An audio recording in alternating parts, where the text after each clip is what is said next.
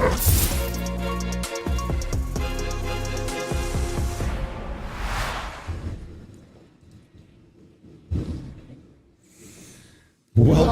We are the collective. We are miners. We are our batteries. What's going on, everyone? My button's not working, so I don't know if my thing is on or off. I better check it. Okay, it says it's off. All right. So what are you guys all up to? It is Sunday. I slept in, and then I found out, or I guess remembered, that I slept in even longer because the time changed. I don't know. I'm tired. I'm tired today. But we're doing an AMA. We're checking things out. Let's see who's all in the house. Let's scroll up here, do a quick roll call, see what everyone's up to. Oh, you guys talking for a little bit here. We got Power Minds Crypto. What's going on? Patrick Guyan, Alexander Fleener. Oh. Rud Potts. Make sure that turned off. I don't even know if it did. Oh, and up next we do have Budweiser. I think that was based on the bar in my menu there, so it should have. The Pirate. Skirm, what's going on, Skirm? King Mining. Scroll on. What do we got? Kyla Rosa, what is happening? Or Kyle Rosa. Let me see. See if I can say this right. What is it? Chirish, I think it is. Oh, I always mess that up. I know. Scroll on. Coinology, what is going on? Bad Cat, what is happening? Alexander Fleener. Scrolling through, talking away. Squirrel Master, what's going on? Alvarez Jokabakis, you bought some crypto. Now you're feeling out the technical stuff to deal with it. Mind some, what is going on? How you doing? What are you up to? Okay, what do we got? Talking. What is that? Marauder? Midnight Marauder, what's going on? Integra Guy 041. Box Fan, what's going on, Box Fan?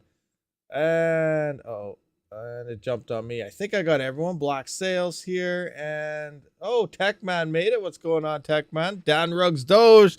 Dan is still running Doge. Oh, speaking of Doge W.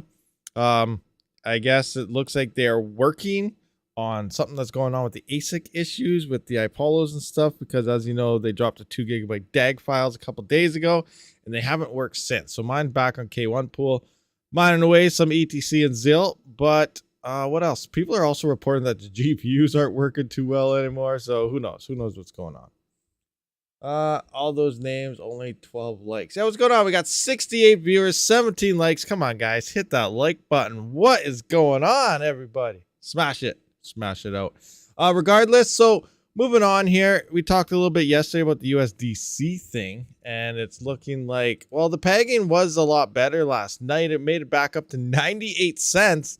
Now it's back to 96, but it looks like it's coming back. Obviously, it's a lot better than where it did drop to at. What did it bottom at? 87 cents. Crazy, underneath 90 cents, but it's rebounding. I feel it's going to come back. This whole bank thing that's going on, it's way worse for for businesses and, fiat investors and stuff. This has very little impact in the crypto community. It's a small portion out of Circle's, I guess, holdings out of like 3.3 billion out of their 40 billion. So it's nothing major for crypto. Now, obviously, it's going to have a ripple effect of people, scared, pulling out stuff, swapping different currencies, maybe buying Bitcoin, which would be a good thing as well. But, it's causing bank runs on multiple banks. And it looks like a few other banks, like I believe JP Morgan and Wells Fargo, is it them? They're down quite a bit in things. Now it's the weekend. Today's the weekend, so it's almost like the breaker. It's funny. It's hilarious. So you think about it. A bank is getting a bank run. It's losing all its cash. It's going bankrupt or whatever's going on. A bank going bankrupt. That's crazy to think of. Anyway, so it's the weekend. All of a sudden, all the stuff is happening. Okay, sorry, guys. Saturday, it's Sunday. Shut her down. We'll continue this on Monday. So obviously, they're on break now. So nothing to see here. Tomorrow, it's going to be a whole new ball game again. As soon as they open up, who knows what's going to happen. People are going to be lining up at the doors, withdrawing funds, doing whatever they got to do to probably try and get all their money back that they think they have. There's some cryptocurrency news kind of going on here on the website. If we look here, look at the U.S. Treasury Secretary rules out government bailout of SVB. So they're not getting a government bailout. So I guess you could safe to say they're screwed. I don't know. It's going to be interesting. You know, obviously they're probably working with the bigger banks, and this is good for the bigger banks because, you know, smaller banks. This is a large bank. Don't get me wrong. Just by saying it's a small bank, it doesn't mean it's small. It's a large bank, but they go under. The big guys get more customers, and that's all they really care about. So it's going to be interesting to see what happens tomorrow. Yeah, no bank can survive a bank run. It's true. Like, they don't hold the reserves. Like, even myself, you guys, anybody, you go out there and ask for X amount of money. They say, okay, give me a few days. No one cares because we're groomed since we're in kindergarten that this is the way their system works. So it's totally okay. Same with terms like recession and terms like this. These are all things we're pretty much groomed as we, you know, since we've been in kindergarten. You know, they probably don't teach you that stuff that early, but you see where I'm getting at. It's pretty much since you're a kid, this is what the world dictates onto us to make all these terms seem normal. So this is just, you know, normal. We're used to, oh, no problem, nothing to see here type of operation. So yeah, we're brainwashed since the time we're born, pretty much. I probably shouldn't be saying this stuff. I'm going to be in trouble. Yes, this is exactly, that's right. This is exactly why Bitcoin was made. 2008 or whatever, whenever it was, when that first huge bank thing happened, which is pretty much what's happening now.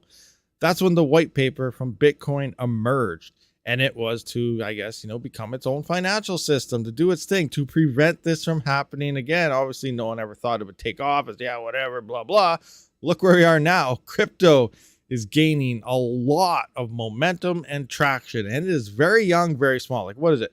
What's our worldwide adoption right now? Is only like what, 5-6% or something. Like only 5 or 6% of the world actually hold some type of crypto. So adoption is very small right now. Imagine if we move to 50 to 60 to 80, and obviously all these people will know Bitcoin at that point.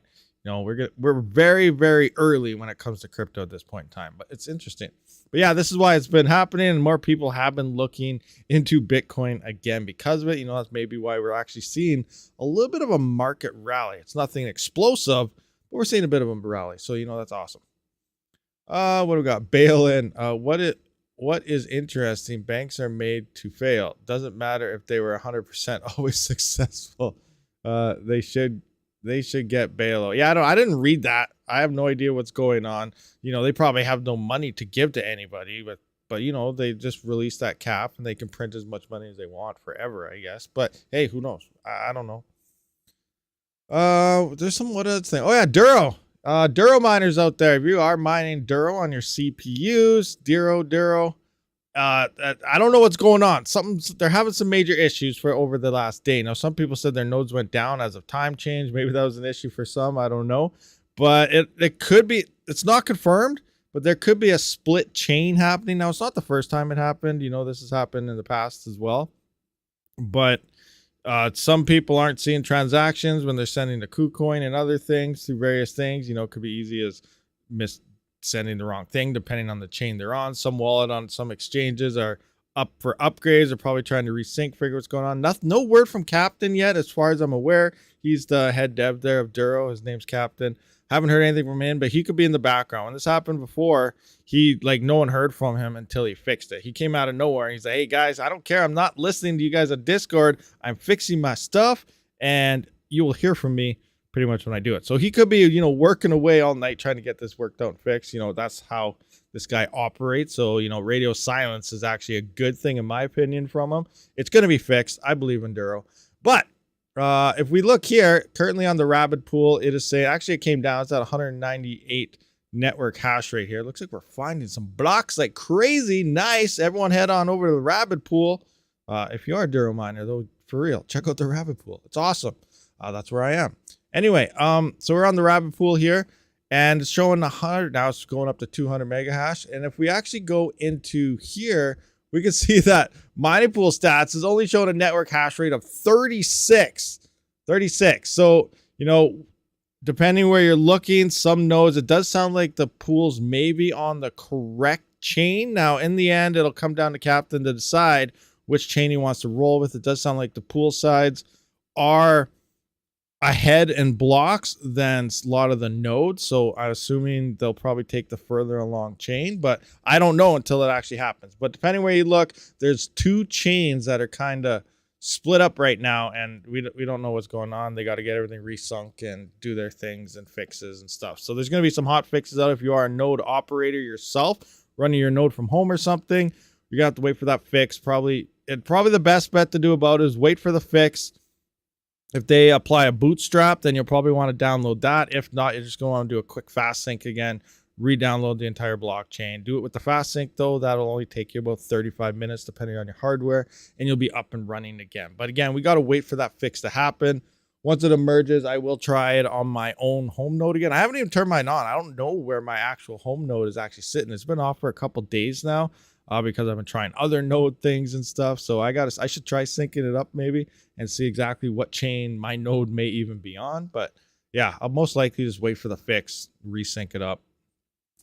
What do we got here? I'm mining on all of them. He's mining all the chains. He's getting them all. One of them is right.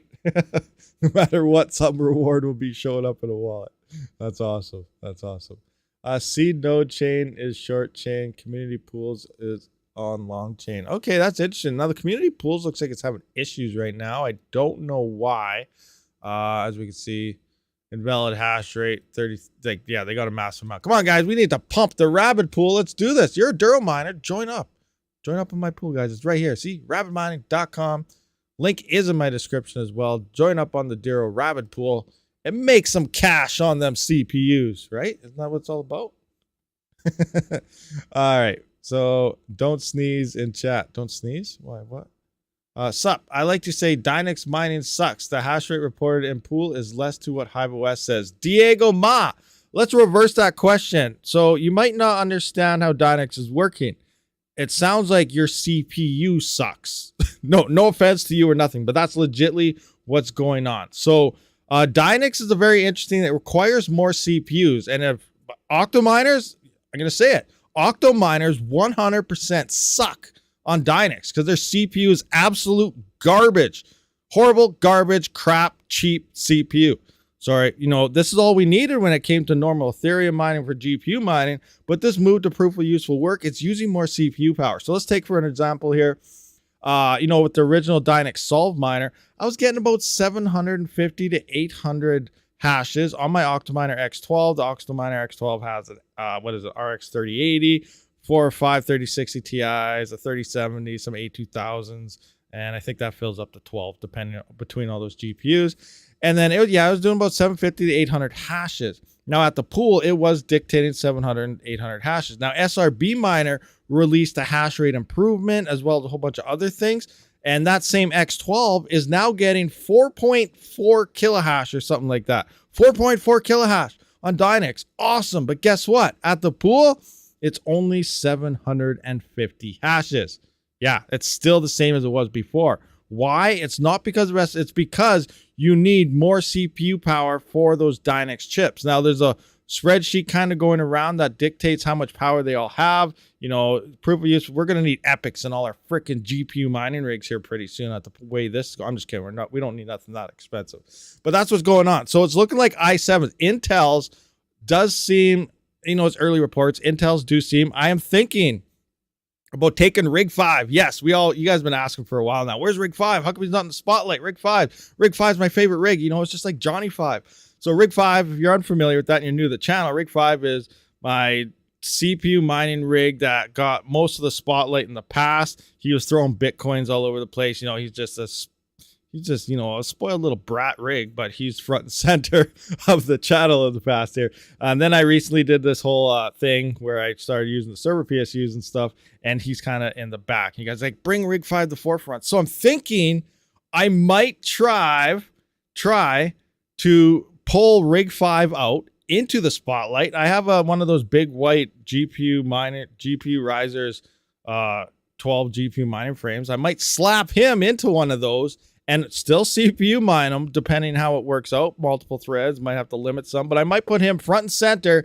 and make a Dynex rig out of him just to see how well a 3900X will do on Dynex with that, because it is CPU. You do need more CPU power, more lanes and everything, more threads, more cores and everything to run Dynex. So if you are seeing this issue of, you know, your hash rate at the pool is a lot lower than your reported hash rate in Hive OS or something, it is due to the fact your CPU is junk and you need a better one. So that pretty much sums that up.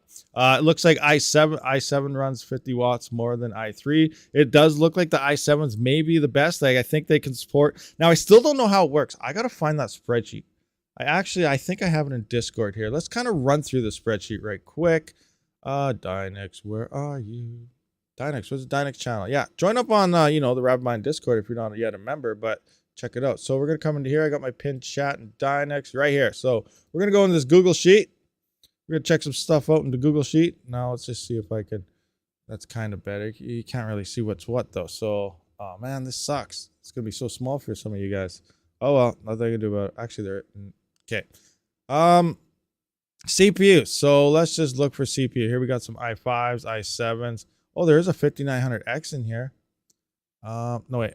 I want CPU max hash rate. Here we go. So there's a tab down here, CPU max hash rate. Anyway, so here's the G4400. This is the OCTOMINER one. Now it's actually saying max hash rate could be about 1100 hashes. So I know it's hard for you guys to see, so just you'll have to hear me read it. I don't see any 5900Xs in here, so that's in. So yeah, it doesn't look like anyone has any Ryzens in here as the benchmark, but it looks like the i7s, this one right here, the i7 6700K can support up to 5.4 kilohash, so 5400 hashes plus. So if I threw that CPU, if the OCTOMINER can even support it, I'd be able to run, you know, maybe a bunch of 3090, actually not that too many, maybe only 5 or 4 3090s would still only get that. So I don't know if it's going based on Dynex chips, if it's limiting to the hash rate. And to me, it kind of makes sense because Dynex goes by all this chip thing. You need an X amount of, I guess, I don't know if it's going by RAD. There's so many uncertainties of how this algorithm works, which is why I think a lot of other algorithms and other companies and whatever are really firing on Dynex, because if they are legit and they're actually doing this crazy proof of useful work before anyone else and no one knows how they do it, then yeah, you know, two things emerge. One, holy crap, these guys are ahead of their time and figure this stuff out. Or two, and figure this out and then everyone else can't really figure out what's going on. So they just say, you know, Dynex is a scam, don't use them, come back to our coin. That could be happening. Or two, Dynex is just, you know, lying to us all and we have no idea what they're really doing because it is all closed source. We don't know. But so far, who cares? End of the day, you can mine the crap out of this. It is pretty much the most profitable coin for most of our CPU or GPUs. You can just swap it to something else if that's what you want to do. We're making the most on Dynex for most GPUs these days right now. Anyway, so it's looking like the i7 6700K is 5400 hashes. So I actually contacted OCTOMINER. I went to my Discord and said, hey, what's the best CPU that your OCTOMINER supports? Who could tell me what the answer was? Do you guys know what they told me? Well, first they said, Boris, he's testing that for us. So I'm like, you don't know. You think you would know what your best CPU that your own motherboard support. They don't know. They need people to test it. So yeah, so we have no idea what we could even put into these OCTOMINERs or anything. So yeah, I don't know. That, I know that kind of upset me a little bit. You think about it. It's, you know, you go to ASUS, you ask them, you know, what mother, you know, it says right on their stuff what CPUs they support and stuff. But yeah, I don't know. So it has an outline of what CPUs can be put in. Okay, awesome. I know Boris, he did order a couple. I was talking to him and he has a couple on the way that he's going to fire in and try and see how they turn out. But, you know, he still has to wait for them to show up in the mail. So I'm waiting on that. Same time, you know, I figure I'm going to, you know, I'll turn rig 5 on and see how this could work. It's going to take some time to do that and see, but I'll try that out. Now, look at this. Now, so I mentioned, like in Hive OS, my OCTOMINER X12 was doing about 4.2 to 4.4 kilohash or something. At the pool, it was only doing about 750 to 800 hashes is what it was reporting. That's a G4400 AES or whatever the heck is all in that CPU. So I was like, okay, whatever. Garbage CPU. Makes sense, whatever. Don't need it. And I totally lost my train of thought at this point in time, so I forgot what I was totally going with here. Anyway, we're going to try rig 5 sometime and go with that. If they pitch to sell it, I'm out. Glad I didn't get OCTOMINER since one costs as much as 5 motherboard miners, MB miners. What? 5 miners? Yeah, you never know. At the time, actually, like the build in the bull run, it was only like an extra what was it? 200. Actually, the shipping made it a little bit more. So it's actually like an extra $600 over building everything yourself. But at the same time, everything was so expensive back then. Like a freaking B250 mining expert was like $600. So I think they're back down to maybe around the $50 range. You know, pre-2021, they're only like $30 with CPU and RAM. That's Canadian. So like $15 for you guys in the USD. So, you know, prices are obviously come down hardware. It makes more sense to probably just build your own rigs at this point again that way. But yeah, EVGA hardware does okay. Oh, wait. Yeah, EVGA. Oh, man. Why did you do this to this EVGA? Why? Thanks a lot in video. You have two B75s that are broken. Oh, that sucks. I'm running a 3770K on my B75s and 4790Ks on your B85. So I did contact Microsoft again. I was like, guys, Dynex, you know, maybe you guys can sell a lot of CPUs. I need some of this crap to test. Send me a couple of those brand new i9s. I want to see how they do on Dynex. They didn't reply. I didn't say it like that, but, you know, I keep trying to get these new Intel CPUs because I've never mined one. I'm curious. You guys ask about them all the time, but, you know, like, they sent me, okay, I emailed my marketing. They'll get back to you. They get back to me. I said, okay, we need this. What's going on? I said, okay, I'll get back to you. And I don't ever hear back because, you know, they don't care about crypto miners. What about RebTech motherboard? How does that CPU perform with Dynex? That's a good question. I thought about that. I don't know. I don't remember what it is. Imagine if a little RebTech motherboard could just, you know, full hash rate it out. That would be insane. I doubt it'll happen. I think it's just a small thing. But we'll see. Now, I think the brand new ones, they swapped over to AMD GPUs and if Intel CPUs or CPUs. So if Intel's end up being better, then the older RebTechs might be better. But then a lot of people are having issues with like NVIDIA GPUs and stuff on them. So I don't know. We'll see. You know, that is a great test to try out. I have an older one as well as a newer one. So I can see how that works. You know, there's a lot of testing going on with Dynex that we got to check out. I don't think they're going to be that well. They're tiny. They're small. They're little CPUs. They're probably like laptop CPUs and those things or something. I don't know. But we'll see. Oh, yeah. Back to my other thing. So, yeah. I just remember what I was going to say. So, I have all 12 GPUs within my OCTOMINER. 4.4 kilohash, 750 at the pool. And then I have my 3090 in my 7950X workstation, which I stream on, create videos, record, edit, and so on. So I put that on. My 3090 was doing like 1.1 kilohash with my CPU 100% mining. And I edited a video at the same time. I was like, okay, that's beast mode.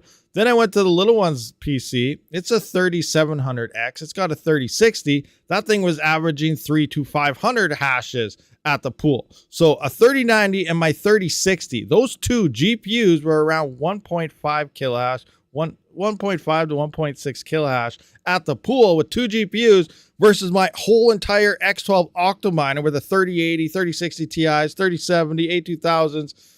It's like double the hash rate at the pool with two GPUs versus 12. So I shut that thing off. So yeah, that's stupid. I'm not wasting the power on that. It's still taking 700-800 watts. You know, it's not very much, but I'm only getting 750 hashes when these two GPUs alone are almost doubling that. Screw you, OCTOMINER. Anyway, yeah. That's where I'm at right now in the whole Dynex situation.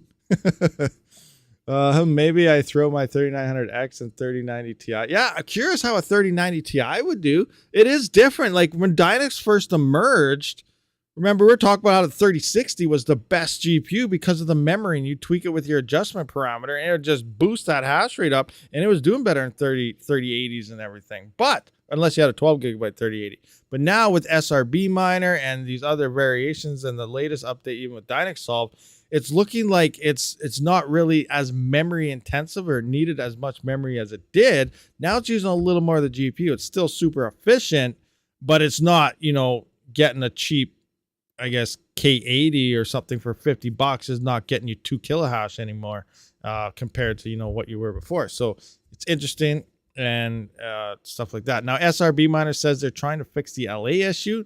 You know, you're using your CPU a little more. You're expected to get an LA. I don't know how high some people are getting. I didn't notice too much of an issue on it, but hopefully they're trying to tweak still to reduce that CPU usage, which would mean cheaper CPUs would then be getting better again. You know, it's going to take a bunch of optimizations, tweaking, testing, and so on. But hopefully, eventually, we don't have to go out and buy brand new. We're going to have to get some anyway. The way everything is moving with this proof of useful work, we're going to need better CPUs anyway. You know, I feel unless you plan on mining traditional, well, you know, the default used to be mainstream coins, FLUX, Raven coin, and so on, which are still not profitable at all.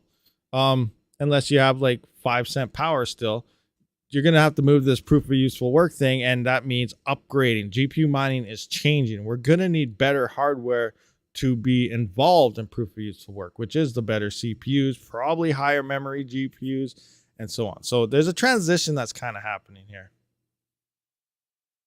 580 hashes on Dynex and 16 mega hash on ProgPow since the time on 3090 Ti. No idea if that is okay. ProgPow 3090 Ti on ProgPow. Wow, how much power does that use? That's crazy. What is ProgPow? No, Furo's ProgPow Z. Well, it's the same thing. It's all ProgPow, a version of it. I would try throwing a network card in it and remote in. How high are people getting? Cheech and Chong are winning that one. Oh, box. Wow, that's hilarious. Absolutely hilarious. RabidMining. I might retool my rig soon here in preparation for proof of useful work. Looking at MSI B550's VC boards on Newegg. Have you any thoughts on that board? I don't know what the VC board is. No, I've never seen that. Let's take a look. What is that? MSI B550. Let's have a quick peek at this. MSI B550. What is that? VC? Let me see. LTC sideways. VC. What are you, VC? Pro 550 MSI VC MSI. Engage. Pro series. Okay, so is there anything special about the VC versus anything else's that I'm not aware about? It just looks like a normal. I thought maybe it had a whole bunch of extra PCI Express slots or something. Well, I guess they're all times 16 slot. What are the lanes? That's what's probably interesting about it. What are the lanes between each one of these? Now, if these are still, you know, these might just be times 16 slots, but if they still might only be like, you know, times 1 down here, times 4, times 10. Now, if you can get like 2 at times 16, or maybe if you use all 4, they all turn to times 8 or something, you know, that would be good and better for sure. It's full X16 lanes. Okay, that's actually good then. For proof of useful work, yes, that would be something I'll be looking into. Interesting. So yeah, so these are all actual times 16 speed lanes or speed slots, not just, So if that's the case, yeah, that looks like something that you would probably want. Again, it's still early. We don't know for sure how this is all going to work. But I feel that's the direction we're going to have to go to, is we need faster. It's not times 1 slots anymore for this, guys. We need peak performance when it comes to our GPUs and everything. Can use them all at times 16. Oh, okay, that's awesome. That's sweet. Key Enigma Adventure is saying 16 times 8 times 8 times 8. AI will need times 16. X8 is better than X1. X8 is better than X1. Now, if you know how to count, 1, 2, 3, 4, you can see 8 is higher than 1. I'm just kidding, guys. You know how this works. Peak performance, flux power will only need X8. So yeah, flux power only need X8. You know, other things might come around. You might need the full 16, but you know, yeah, at least build probably for at least X8s, and you know, most might be like that. We still don't know exactly what's going on with Flux, but those are the current specs. The minimum is X8, and is the recommended though, even for Flux. They're still saying 16, aren't they? But yeah, who knows? If you don't use the second M2, I read that it is all 16X plus AM4. Now I'm trying to think. I don't think that. That's interesting, but I don't know if the CPU will support 4X. Aren't the AM4s? They're only 24 PCI Express lanes on the 3000s, 3 and 5000 series, aren't they? I may be wrong. So you can only max out up to like 24 lanes, or are they 30 some lanes? I can't remember how many lanes AM4 is. but the CPUs might be the limiting factor of AM4 in that situation, trying to run all that. So I don't know. I don't know. We got to do a lot more research on this topic because we are going to have to change some things, and it is going to get a little more expensive for some of us. So, we got to keep our eyes open and figure out what the heck is going on. Now, in the end of the day, if it becomes profitable, who cares? We're making some cash on this and decent amount of money off this whole thing, which makes sense. People would want something like this. Maybe at first it might not be too great, but I think over time, this is probably going to be a move, for decentralization, proof of useful work, and moving stuff. So, we definitely got to keep our eyes open and rebuild some rigs here soon. Flux capacitor power, 1.21 gigawatts at 88 miles an hour. I have a bunch of 5950Xs. They probably rock my 3090s on proof of useful work. Yeah, fire your 3090s onto Dynex, Fudweiser, with them things. What do we got here? What else we got to check out? Let's check out hash rate NO. Yeah, I want to, for some reason, I want to say something else when I say hash rate .no, but that's what it is, NO. Looks like Nexa is actually taking it on the 4070 Ti. We got the 4090 is Nexa 72 cents. Interesting now. We got the 7900 XT is at 70. Look at, oh yeah. And we also have AMD support on Dynex now, which is a pretty big deal because AMD has been kind of left in the background for a while, but RabidMiner fixed that. So Team Red is on board for Dynex. We did talk about that previously before in other live streams, but if you're new, there we go. Hit that like button, guys. 112 viewers, 46 likes. Smash it all the way to the moon. So yeah, AMD is good. 51-cent profit at 11-cent power. That's insane to think about.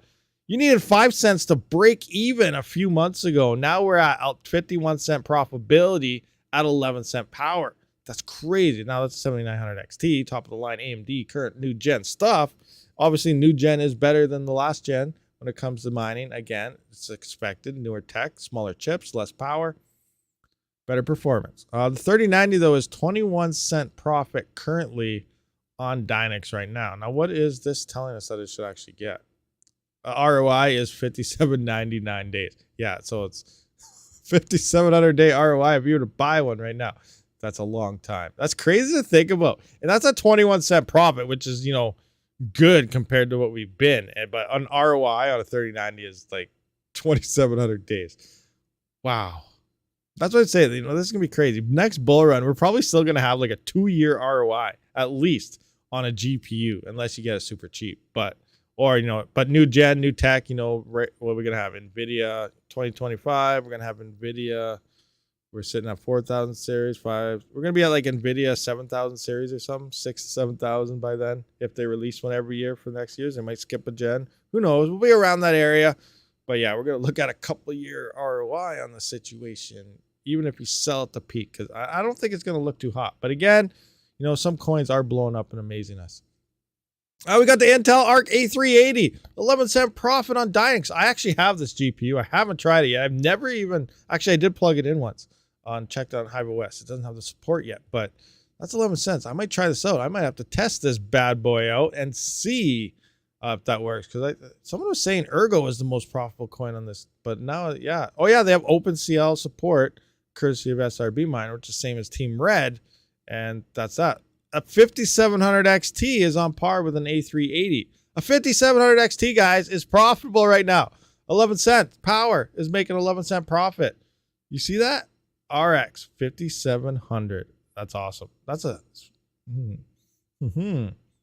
sweet. Now an XT is actually less at 9 cents. That's interesting. I was actually just thinking in my mind. So if that's a non-XT, how's the XT do? And it's actually less profitable. But if you guys have been following the channel for some time, you probably remember something what I did when I was mining Ethereum. That was hilarious. So when the 5700s came out and everyone, then the XTs came out, people were flashing their 5700s with XT biases because, it was more profitable. You're getting a little more hash rate, but people only looked at hash rate numbers. They never looked at their actual power and efficiencies. I finally got my 5700 XT in. I actually flashed a 5700 BIOS onto my XTs, and they were more efficient, therefore making more than the XT. So there we go. So I do have 5700 XTs. I got a Sapphire Pulse as well as Nitro, and they have 3 BIOS on them. You have a switch for 3 modes. So I actually have the non-XT in one mode with the ETH mod stuff. So, you know, I might have to go to back because that might be, you know, a thing of the past, obviously. But I do have also the XT BIOSes. So I can test this out. We can try the 5700 BIOS versus the 5700 XT BIOSes and see what's kind of going on there. But interesting stuff. But yeah, profitability is slowly coming back. Now, if you go to what to mine, like a lot of us do, it's not looking as hot anymore. We got what? We got Caspa. It's making you 2 cents, guys. 2 cents. Caspa's top coin right now. 11-cent power. 2 cents. Yeah, I don't think so. Alephium, you know, it was doing great. It was almost at like 20-cent profitability at one time. Obviously, we have the crypto market. Hash rate pumps onto there. Now, Alephium, we were looking at in my chart. It's a very small coin. It's not paying very much to miners. The reason it was so profitable is, yes, it's seen nice price gain, but there's hardly any GPUs on it. It won't take very many GPUs to destroy its profitability. Yes, we're still talking about difficulties in hash rate here because you guys got to realize how big these networks are. Now, I do plan on kind of making that video again. You know, before the ETH merge, I looked at Raven Coin and all their coins and I converted all the hash rate into like 3080s, and then we could see the number of 3080s that were on a network. We could judge the networks on size.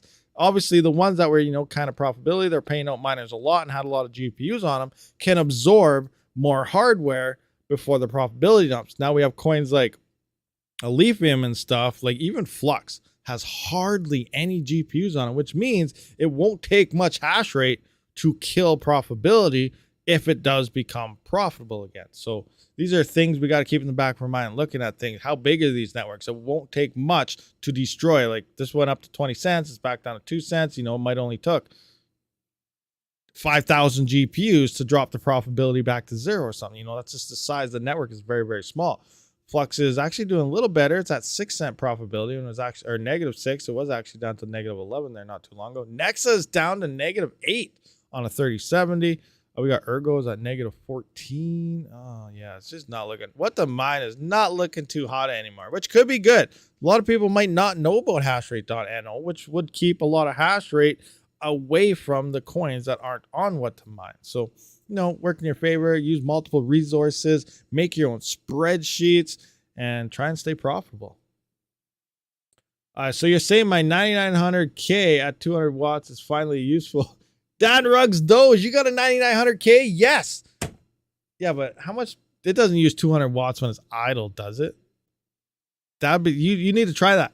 Fire some GPUs onto that 9900K and see what kind of pool hash rate you get. I am curious on how that thing will do.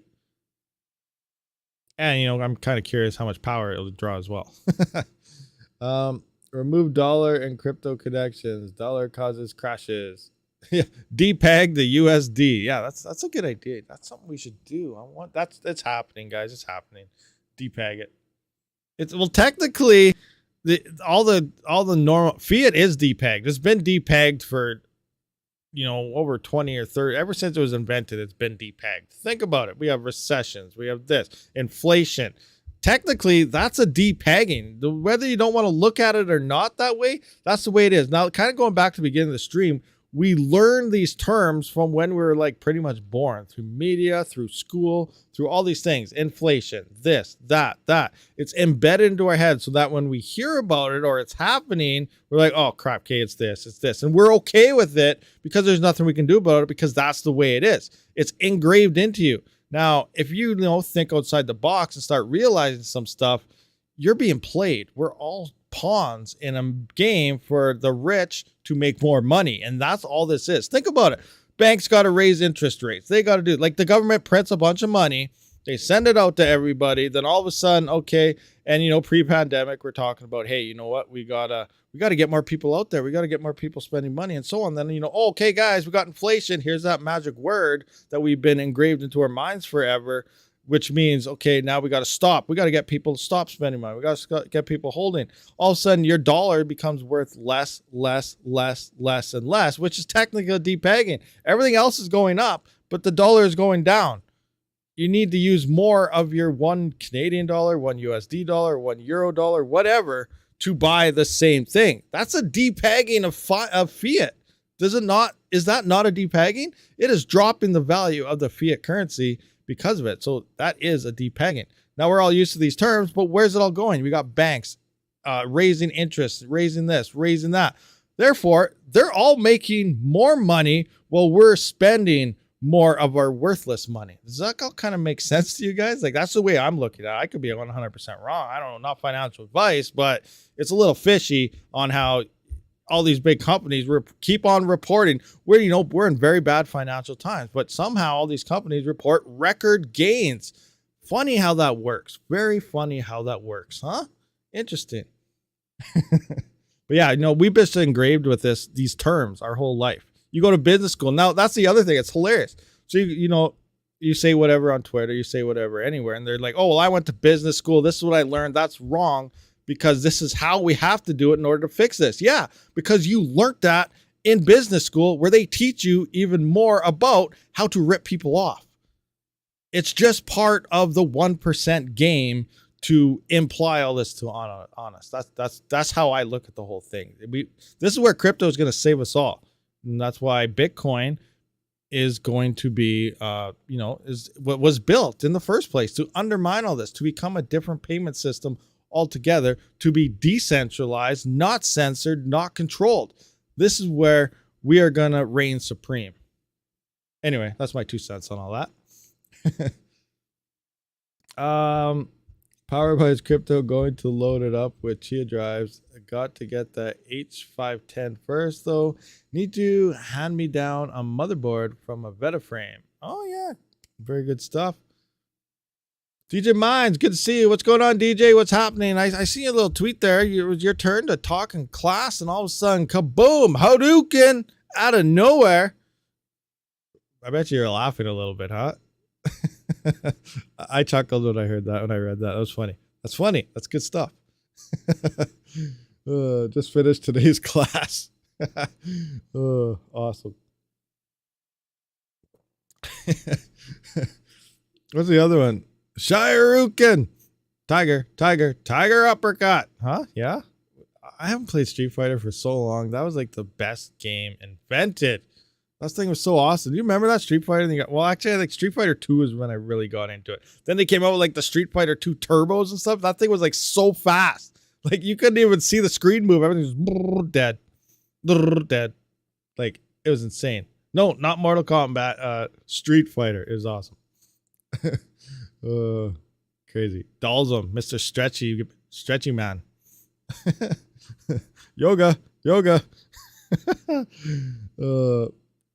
You're the Street Fighter 2 king. Oh, Ninja Kid. Awesome. Streets of Rage was better. Oh, Double Dragon was awesome. I remember some Double Dragon days too. Those are good. I love to get me some of that Double Dragon. First Nintendo. It was awesome. Do you remember the games before we even had online? Like they seem so good. You'd play them. You play a single player game now and it's like, oh, I'm bored already. You know, it has great graphics. It has all this. They even have good stories, but it's just like, and you spend 20 minutes running to a part of the map to do part of a quest. You say, okay, yeah, but halfway there, you shut it off. Because like, I'm done running. You know, you get Double Dragon, you get Street Fighter. It's constant action. You're button mashing. Or how about, Mortal Kombat as well. When you're trying to do those, what's it called? Every X amount of matches, you got to do that break test. You got to break the cement and it gets harder and harder. And you're like smashing your knuckles across the controller and you're ripping your skin open. It was insane. Gamers these days, like they got soft padded controllers and stuff now. It's just like going back to the old school schoolyards. You know, kids are too soft these days. Back then, just to play Nintendo, you had to be hard, rubbing your knuckles off and everything. Oh, crazy. Oh yeah. Anyway, I don't know how we got on this topic, but you guys know what I'm talking about, right? And I guess you guys that are old enough to play the first Nintendo. You missed the Atari 2600. Vic 20 was awesome. Centipedes, and I can't remember. There's a spaceship landing game that just looked like, you do that pencil house thing. That was like, looked like your spaceship. It was like a half square with an oval underneath of it. that was a spaceship. You had to try to land it on some crazy terrain. And if you messed up at all, you'd blow up. I don't know. I can't remember what that was called. Was it Moon? Maybe it was Moonlander. I can't remember. But that game was awesome. It might have been Moonlander. I can't remember. Servers for... I need some servers too. Someone send me some servers. I want to play with some servers. Servers look fun. I still have a Radio Shack TRS 80. Awesome. Radio Shack. Lemmings. Yeah, Lemmings were good, but that came out... When did Lemmings were after these ones, I think. When did Lemmings come out? I don't know. I don't remember. 007. 4 teenagers huddled around a 24-inch TV. You remember, you always thought LAN parties. You're gonna have a LAN party. You know, you take it in, you hook your Ethernet up to into a hub, multiple PCs, multiple Nintendos or whatever. When the LAN started coming, that was after the fact. But then you'd play against each other on a LAN party. Oh, crazy. You always send Panda your junk. I need some junk too. Hey, Retro Mike, you got any other junk? Vic 20 was my first PC cassette tape memory. Yes, it was. I don't even think I ever saved anything. I tried. I can't remember how old I was. I was small. But yeah, it had the cassette tape recorder to save your game somehow, and you have to record. I don't even know how that worked because I don't know if I ever got to restore a game through it because maybe it was broken or just didn't know how to run it. I don't know. That was crazy. That was absolutely insane. You have to tape deck recorder to save. Like, how does that work? That's like more advanced than the crap we have now to even figure that thing out. Oh, it sucked. It was slow. I sent you some stuff. Need any DDR3 and 60 gigabyte SSDs? DDR3. I don't know if I need DDR3. Maybe for some epics, if I ever get an epic. Aren't some of the older, the 7742s and stuff, aren't they DDR3? Or are they back already on DDR4? I'm not sure. Speaking of that, today, my epics. You guys, I saw it on Twitter. Someone, who was it?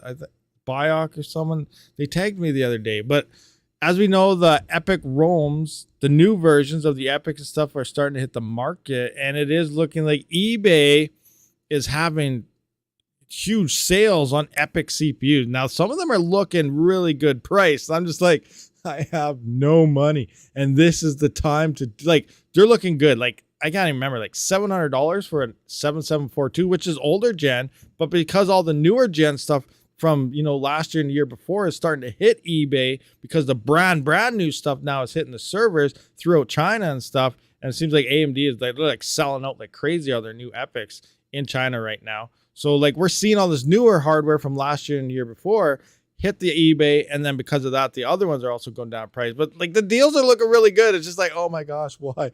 I'm like foaming at the mouth scrolling through eBay after I saw that post. I'm just like, oh, I wish. It looks awesome. Let's go to eBay right now and just kind of look what this is looking like. Let's go. I just got to make sure it doesn't bring up any of my name stuff. I don't know what account I'm logged on. Okay, I'm under Rabid. We're good. Hi, Rabid. Hi, how are you? We're good. What is that? Gold shell miner? What is this? SC box. $502 for an SC. That's the first SC box. I actually got one of these from Coin Mining Central like 3 days ago. I didn't even plug it. I didn't even unbox it. I didn't pull it out of the box. Why? Because I put the numbers into my spreadsheet and I was like, nope, see you later. You're going to stay in the box for a while. Not worth it. But, there's an SC box 2 that is emerging as well, and that's supposed to be released here soon. Here's another C. What is it? What? 701 for the SC? Yeah, that's, wow. This thing should be like $20.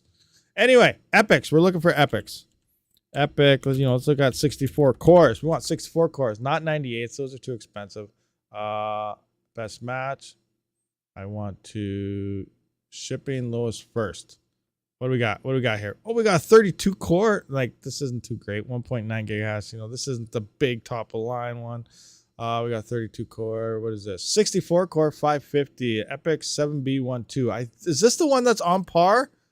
This might be the one that's on par with what's it called? Now this is Canadian price. So that's, you guys in the USD, this is probably only like $400. But S7B12, I think this is the 7742 variant as well. I think this is like the later release. I'm not sure. Don't quote me on that. I'm not sure, but I think this one might be a good one. You still got to find motherboards and stuff, obviously. Epic 755, that's 32 core. 32 64 thread. Come on, where's the big 64 beast? Epic 7501, that's 32. 32, 32. Come on. 32, 32. 32. 32. Come on. Where are you at? 64. Here's a 7742, 64 core. Look at 900. Wait, is this a vendor locked one? Roam only. Oh, never mind. That one's parts only. It's broken. Can't get that one. It's broken. What do we got? 77. Look at the shipping prices though. Like $156 shipping just for the CPU. Ouch. Ouch. China gives free shipping. I get it from the United States. It's $156. You order it from China, you get free shipping. It's like, what? What? Or like sometimes China offers like $2 shipping, but you can't get some from the States. Or, you know, if I got my neighbor to send me something in the mail, instead of walking it over, it'd probably cost me like $60. Shipping isn't crazy expensive right now. It's insane. Okay, what do we got? Free shipping. 7742, 32 core. 32 core. Where's all the 64 core beasts? I gotta find that thread. Bring it up. Okay, coming through. 7502 plus micro 32 core. This one's with a motherboard. $1,500 for. This is only 32 core though. All right, that's enough of that. Let's look at the 7742s. Epic 7742. Do it up. Bam. What we got? So 930. That's parts only. Epic. This is QS. You know what? I've heard you don't want the QS version. This is the QS version, and there's another version. I can't remember. It's OC or something. Usually they're vendor locked or they're pre-product launch. So it's like the beta CPUs, and you can't overclock them anymore or something. I don't know, but we'll see. Some of them say, oh yeah, get this. All you have to do is overclock it. But it sounds like you probably can't do that to them. I've got 13. What is that little Rhino here? Epic 77, $1,300. 1651. Look at this guy has a crate of them. 7742 official version, 2.525 gigahertz, 64 core, 7 nanometer, 225 watt Zen 2 Rome CPU. Okay, what do we got? Scrolling through. Here's a motherboard. What? Oh, this is with the $2,400 with the motherboard. No RAM though. Does this one have RAM? No. What about this one? This is motherboard and CPU. This actually, they all get sold out. I seen way better deals last night. Now I wonder how much just the motherboard is. You know, I wonder if there's any of those 96 cores on here. Epic 96 core, 48 core, 48 core, 48 core, 48 core, 48 core. Oh man, there's no one selling the brand new 96 core ones. Okay, let's look at Epic 7742 motherboard. Check that out. Oh wow.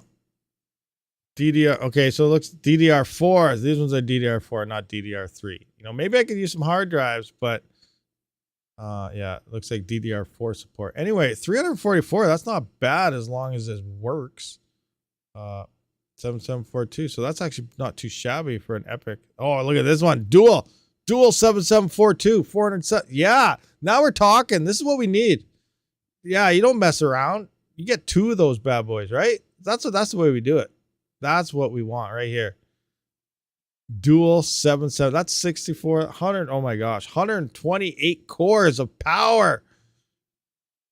Yes.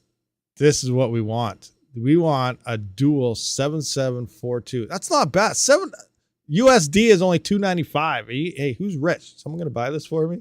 But look, 407 Canadian, 295 USD. That's actually one of the cheapest motherboards I found, especially for a dual core. That's awesome. All right, that's cheap. Let's keep going. What is this? 128 motherboard. No. No. That's the only dual core one I see. So there's a dual core, then you need a crap ton of RAM. Now I'm interested. Now that's one thing I want to test too. Now when you get into the Threadrippers as well as Epic series, you're going from dual channel upwards to quad channel.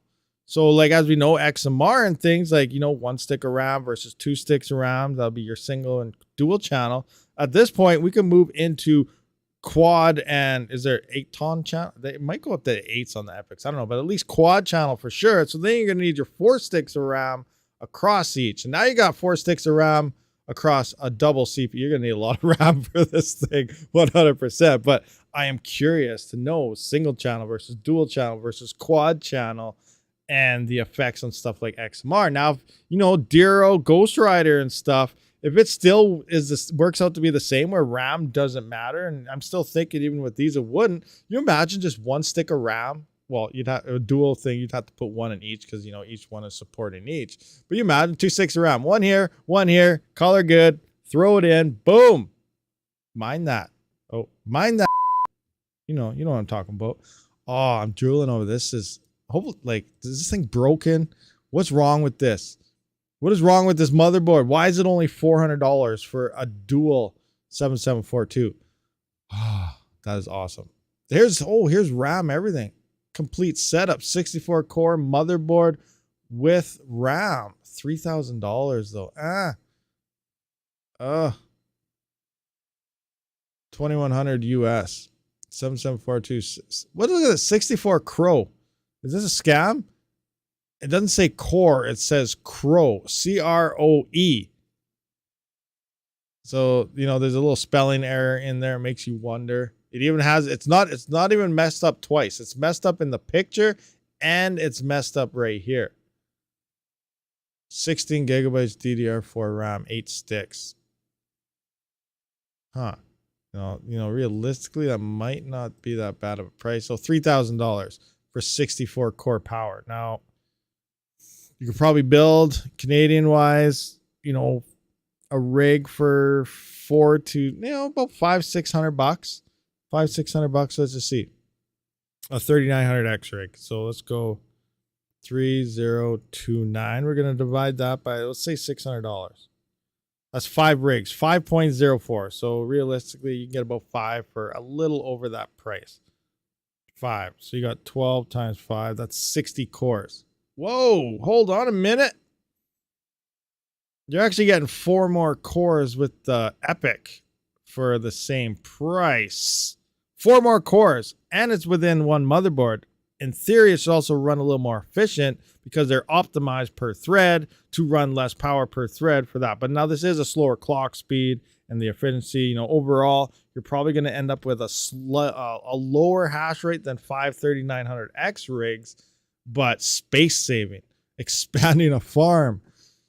I don't know. This might be worth it. Oh my gosh, I shouldn't have looked. This is bad. I shouldn't have looked at this. eBay, why do you do this to me? Why did I look at that? I'm going to do something stupid. I got to clear my mind and relax.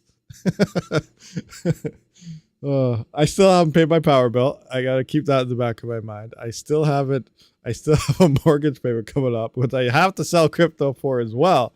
So yeah, I'm not looking at eBay until I at least get those 2 covered. Yeah, that let's test. Imagine that. Let's test some Dynex hash rates on a freaking Epic.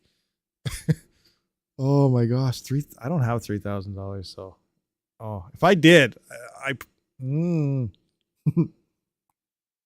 Anyway, enough about that.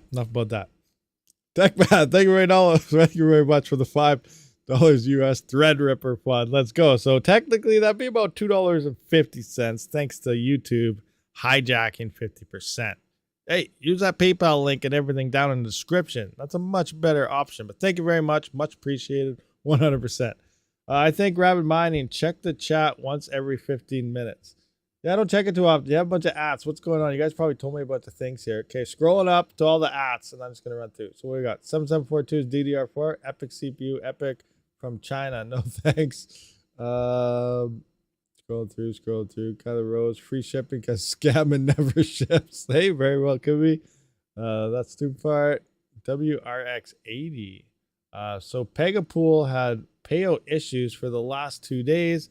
I had to make the Twitter about it for them to fix their payout system. Anyone else use Pegapool yet? Is Pegapool's for BTC or do they have multiple? You know, we'll check. You know, I'm just gonna bring that up to mining pool stats right now. Oh wait, we'll have to look at it after. I don't know. The 96 core CPU is like 12K USD. Yeah, it's very expensive and it's also brand new. It'd be awesome. But yeah, it's, you know, just for mining, it's definitely not worth the money. Not yet. Maybe in a couple of years. Fully electric, suppose you're going to use the forgot to change clock excuse. That could replace a lot of CPU miners you run. But that's, yeah. Scroll through. What do we got? Ninja Kid. Did you hear Big Piggy from Raptorium saying that RTM could be mined at a decent hash rate on really old GPUs at about 17 watts? Yeah, I did see that. It was interesting. I'm not sure which GPUs and stuff they were, but it'd be interesting to try and check out. I don't imagine the hash rate would be great, but it might, because you're only using 17 watts, it's something you don't really realize, which is kind of like the BTC solo miners, right? From Bitcoin merch and stuff. I do have links in the description for anything, pretty much everything. But that's the whole purpose of them. Now, the BTC miners, solar miners, they only use 17 watts. But if you were to compare them to the S19 Pro and stuff, they're way less efficient. The big miners, the S19 Pro and stuff, are more efficient in terms of a hash to watt type of ratio. But because, it's only like 250 gigahash, 280, 300 250 to 300 gigahash in that range, and only 17 watts. It's something that, you have a once in a lifetime chance to maybe hit a Bitcoin block. Most likely you won't, but you never know. But it's only 17 watts, so you're not going to notice on the power bill. If I take an S19 and I slam it on to try to solo mine Bitcoin for a month, yes, I'm getting a lot more efficient hash rate per watt. I'm getting a lot more hash rate. But I'm going to feel that when the electrical when the electrical bill comes in, and especially if you're not going to hit a Bitcoin block with that in 1 month, it's like, oh man, now what? Now I got a power bill to pay, and I'm definitely feeling that one. So that's where that little guy comes in. It's a once in maybe 20 lifetime chance that you have a chance for something that doesn't use really any power. So that could be the same thing on the, light GPUs. It might not be profitable, especially in the current prices and stuff, but you're not going to notice at the wall, which allows some more people to participate for that very reason. And, one solar panel or, maybe a car battery will run it overnight. What do we got here? I like my RAM like I like in sets of 4. Oh, Dad Rugs. Dad Rugs Fiat. He changed his name. Oh my gosh. That's awesome. He's no longer rugging POS. He's no longer rugging Horsecoin. He's no longer rugging Doge. He's now just depegging and rugging Fiat. Crazy, crazy. Did you try to change Chinese Intel motherboards with melted CPU motherboards in one? No, I haven't tried to change anything with anything melted. Did you discuss Doge WoW yet today? I don't think we did. It's still broken. Actually, I might have touched up on it a little bit. It's still broken as far as I'm aware, where the Apollos, they dropped the DAG size down to 2 gigabytes, so pretty much anything can mine it, but it seems like nothing can mine it because it's broken. Now, I don't know for sure about GPUs. I have seen reports of people saying, hey, GPU hash rate is not making sense. It's not adding up, yada, yada. The Apollos are no longer working on it, and they did tweet a couple hours ago that they're working on a fix to allow the ASICs and stuff back online. Until then, no idea. So last I heard that they're broken. At least the algorithm's broken, the test pool or whatever. You'll be live today after chatting about a ton of stuff. PowerMines Crypto will be going live. Dizzy Mines. My Ghost Rider miners are all ancient 5 series to 8 series, but they come on one at a time as I start exporting solar and turn off I import power. Isn't it better odds of hitting a solo block than hitting the lotto?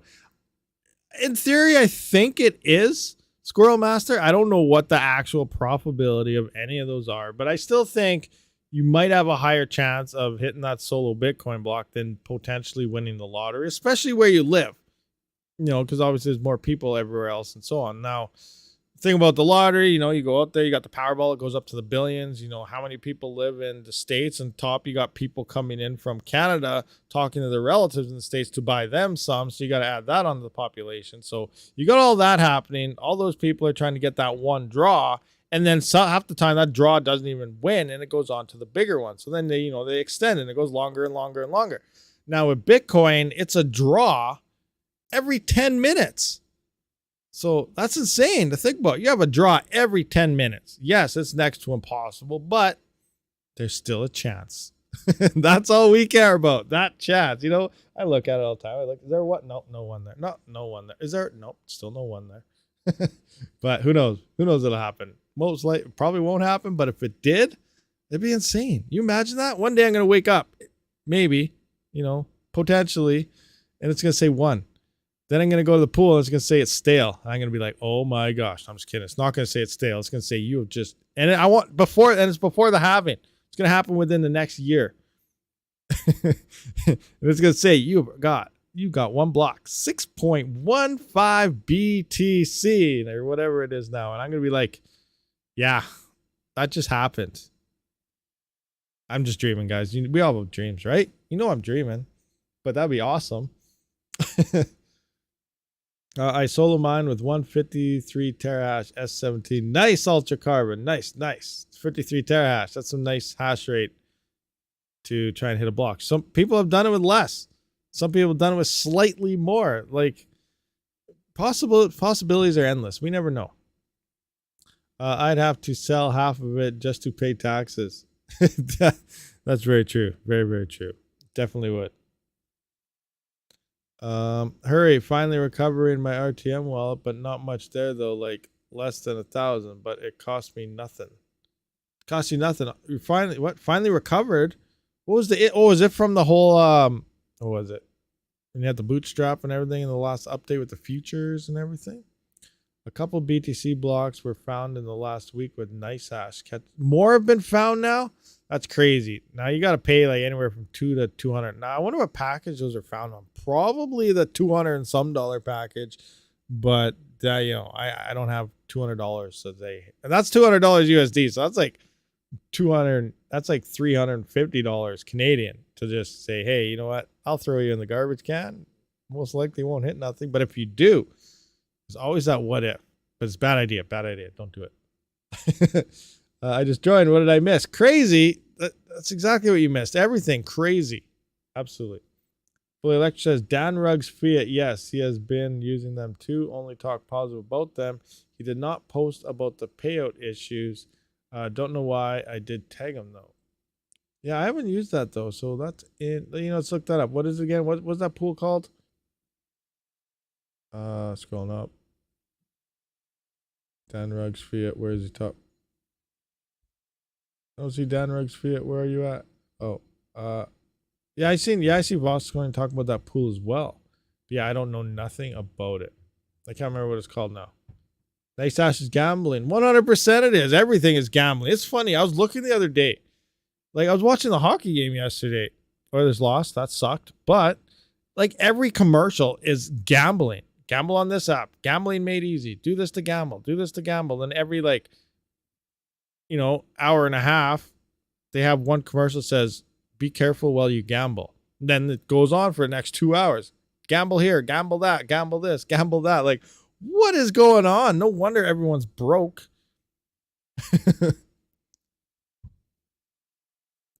Anyway. Did you see that JP Morgan is looking to buy out SVB? I seen a bunch of things about, you know, that happening. I also seen something where it's, JP Morgan as well as some other bank, they're down quite a bit on prices. This whole bank thing is going to be a ripple effect. It'll be interesting with fiat, you know, the fiat value depegging. But yeah, I did hear about them buying out. And obviously, it makes sense that the bigger guys would want to buy out the little guys. You know, this goes back to everything. Whether, you know, this isn't it's a big deal for what's happening in crypto, but crypto is a very small part of it. We're just hearing more about the crypto side because we're into crypto. But this is a huge deal for all the small people, you know, small income families, businesses, and so on that were through that bank, because they could lose everything. And not really talking about, we're talking about, you know, 9% of USDCs, you know, Circle owner have into this, and that's really nothing. They still have 40 billion. USDC is rebounding. We saw earlier went up to 98 cents. It's back down to 95. Tomorrow is going to be the day when everything starts happening again, because right now, you know, they're closed. They're on break. It's the weekend. They don't work on weekends, so it's going to open up again tomorrow, and a lot more people are going to be withdrawing funds, and it's going to be in. Now this kind of takes me back, like, everyone keeps promoting like Binance and all these as the awesome exchange. They're great. You know, we got Binance dude there. We got Coinbase dude there. They don't care about you guys. They don't care about anything. You know, at the beginning, this is the way I look at it. I think FTX and Binance, if you look back into the early stories between the two before the FTX collapse, they're doing the exact same thing. The only difference between FTX and Binance, in my honest opinion, is Binance is better at pointing fingers to keep the eyes off of him and taking his opponents down, which is what we're seeing with JP now, to buy them out and, get more customers. No problem. It's all in their favor. Binance pointing the finger at FTX and all this happening. It's the same thing. Get rid of those guys. Look over there. Give us more time to cover our arses because we did the exact same thing. They just never found us yet. It's pretty much what's going on with Binance. So, that's just the way I look at it. Think about it. Everyone says Binance is king, best exchange ever. They're awesome. They're not. They're just trying to get as much money as they can, and they're doing the exact same thing. They just got lucky this time. Who knows what's going to happen? Maybe they fall next in 2026. That could be the cause of the massive downfall. End of the day, don't listen to what any of these people say. Binance's own website even says right on it. I went to make an account because I wanted to check out how their withdrawal fees and stuff worked. Last week it says, safely hold your crypto with us. I shook my head and said, you're an idiot. They got to get rid of that. Never hold your crypto on exchange. It should always be in your own wallets. Having that right on their website is already blindlessly leading people to their death. Just saying. Anyway, that's my 2 cents. CZ taught me to rug. CZ is the cause of it all. Well, technically he is, and that's just like the JP Morgan buying that bank. It's the exact same thing as Binance saying, hey, look at FTX over there. They're doing this. Check them out. Better look at them because we're doing it too, but I'm not telling you guys. And we got to get our paperwork in order. That's kind of what's going on. All these guys are sketchy. I don't care about them. Now we got Coinbase guy. I see a lot of people on tweeting about Coinbase, how he's fighting for us. He's for the people. He's helping stand against crypto. No, he's not. He's not standing for anything but his own pocket. He doesn't care about you or anyone else, any of his users. You look back at the truckers the other day, the Canadian government said, hey, stop those guys' transactions now. What did Coinbase do? Bam, gone. Accounts locked. They don't care about anything else. As long as they're flying, within government rules, they'll do that. They have no issue censoring you whatsoever. And all he cares about is this on the staking aspect, how they're standing up against crypto and staking stuff. It's because they were making a lot of money that way. That's all he cares about. He doesn't care about having the ability for you guys to do it. He wants you guys to hold your crap with them so that he makes more money. That's all this is about. Don't look in between any lines. Don't think he's trying to save crypto. He's not. He's trying to save his bank account. That's just me. Hold your own coins. Forget that stupid on-chain staking. Forget all this crap. Hold on to your own coins, guys. Do it within yourself, and you'll be safer. Binance could fall. Everyone says, oh, crypto will go down for 20 years if Binance falls. This will happen. Oh, so many money's lost. You know what? I don't hold my coins on these crypto. Binance could fall, and I don't care because I still have my crypto. I don't care. There'll be another exchange. I'll exchange it again. Who cares what'll happen? I still have my coins, though. End of the day. It doesn't matter if Binance falls. It doesn't matter if Coinbase falls. To me, in my mind, I'm still holding on to my coins. I have my crypto. Who cares what happens to these? That's what I do. That's the way I look at it. One BTC is one BTC. Save one hardware wallet. Yeah, 100% for sure. It's a pirate. Now, I got my Ledger. Like, I actually, the past couple of years, I had Ledger for a while, and I got the X and stuff. I haven't really been using it, but over the past few months, anything my Ledger supports, I'm in now. I transferred everything out. I got Coin linked to my ledgers. I got my ZIL through my ledger. I got XMR through my ledger and my own nodes. Depending if they run their own nodes, that's the way I do as well.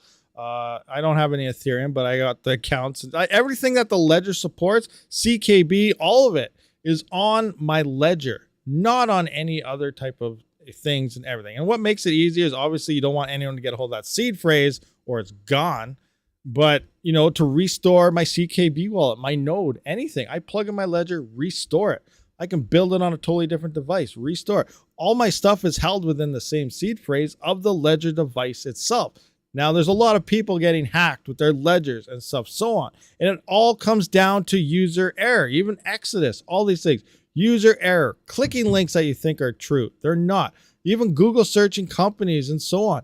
You'll see at the top, it'll say an ad. Never click on the ad. Click on the second or third one down on the official sites. There's a whole bunch of sites for ledgers and all these hardware wallets, even ASIC vendors that look legit when they're not, and they're putting them into ads and so on. So never click on the very first link that pops up unless it's not an ad.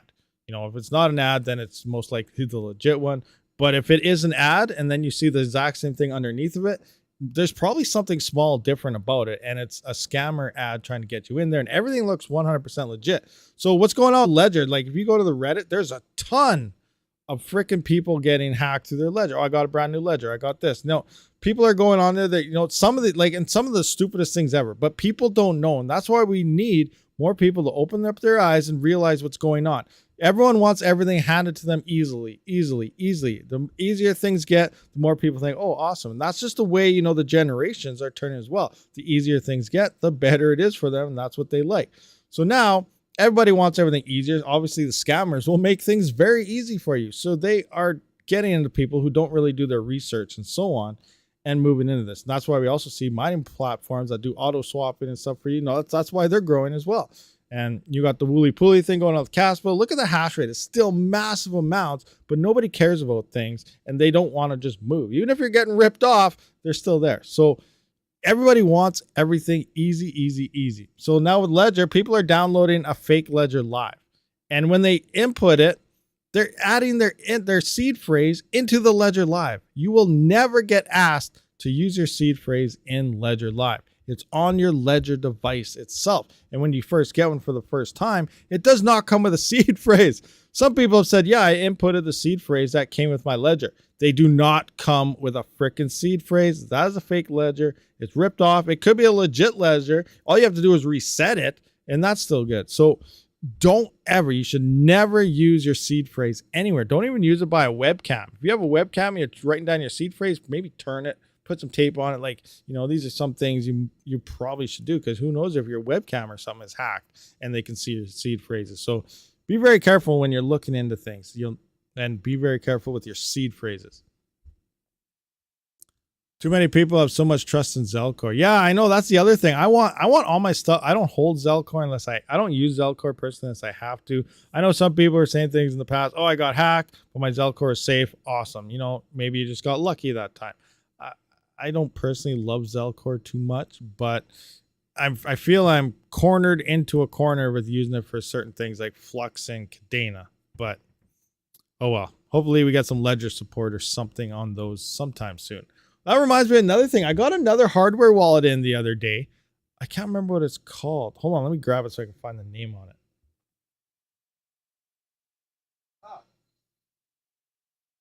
The Keystone. You guys heard about the Keystone wallet? So it's almost like the Ledger Stacks. It's a mini iPhone. It's a touchscreen. Stacks got delayed. Now the Keystone is out. It's got a camera on the back so you can scan QR codes and stuff. Now the interesting thing. Now if we look back, I haven't reviewed it yet or anything. I haven't really turned it on or nothing yet. But the interesting thing about it is if you look back to the early Trezor days, the first units, people were actually, there's that video on YouTube. You could open it up and you can actually bypass the security in it and then get into the Trezor device itself. This thing has a self-destruct mode. Now it doesn't explode on you. Obviously like Inspector Gadget, where he reads his message, what his mission is, and then it's going to blow up. He throws in, his boss gets blown up. It's nothing like that. But if you try tamper, it has a tamper-proof setting. If you try to open it up or anything, it actually wipes the seed and erases everything. So obviously you have it written down, but then you can just restore it after by inputting your seed phrase and stuff. But it wipes it out. Someone tries opening up that device to get into it. Boom, seed phrase wiped. Clears everything out.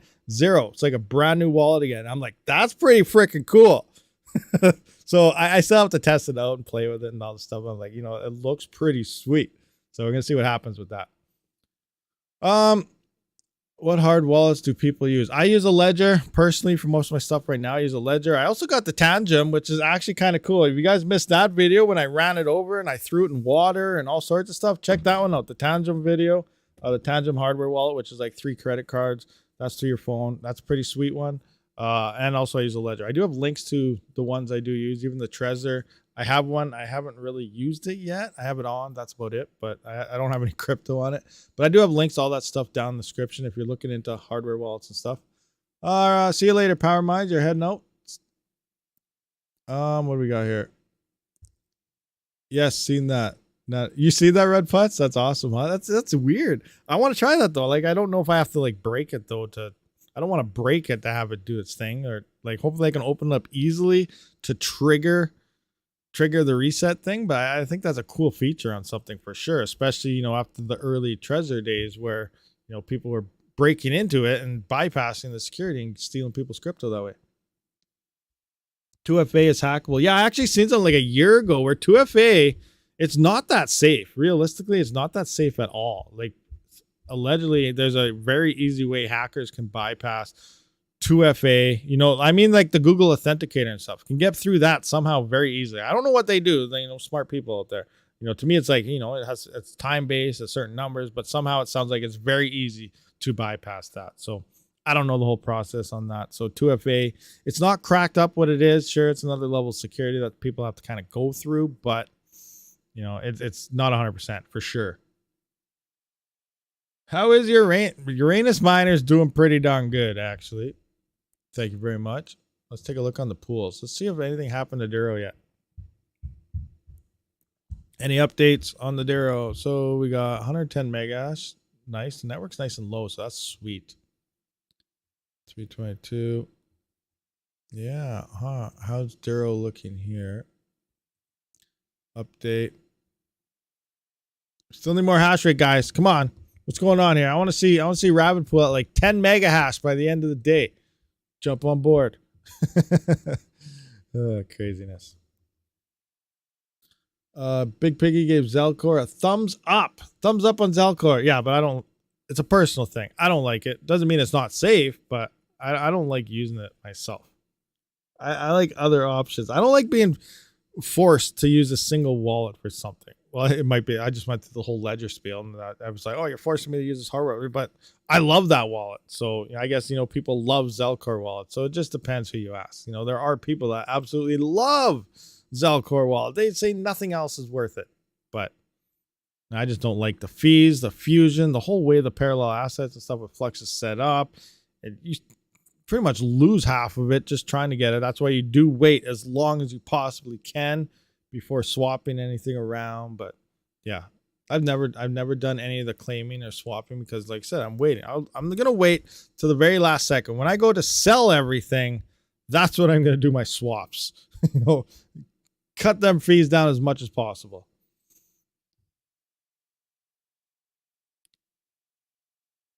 That's very true, Retro Mike. Actually, that's a good thing to point out because I see that in the Ledger forums a lot.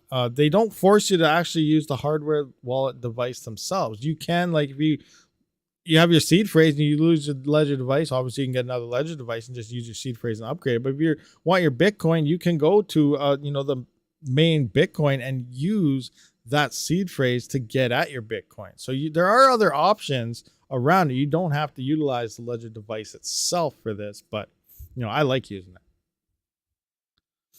The thing that annoys me about Zelcore is that with all these YouTubers promoting CoinLedger and Zelcore's spreadsheet output isn't compatible, I only use it for my Flux nodes. What's the CoinLedger? Oh, is that tax thing? I don't know. I don't know. I use crypto.com for taxes. It makes my life easy and it's free. So I don't know. Yeah, the tax. I used crypto.com last year. I use it again this year. Oh, speaking of crypto.com, I don't know if you guys are aware of this.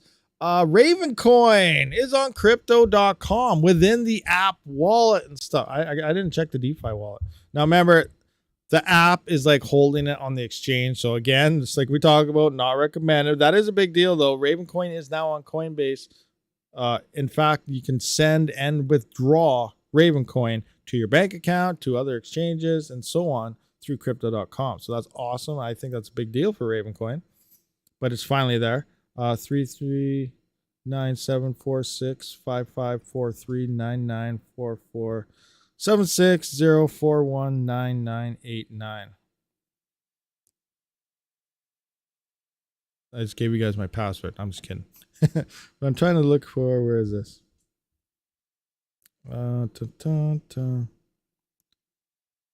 Where? Receive See if they have it on here. Hold on. Give me a second. I'm looking. Search.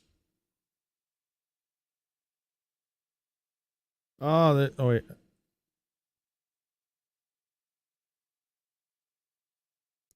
I don't see Raven coin on a DeFi. All right, so it only looks like it might be on the app, not on the DeFi.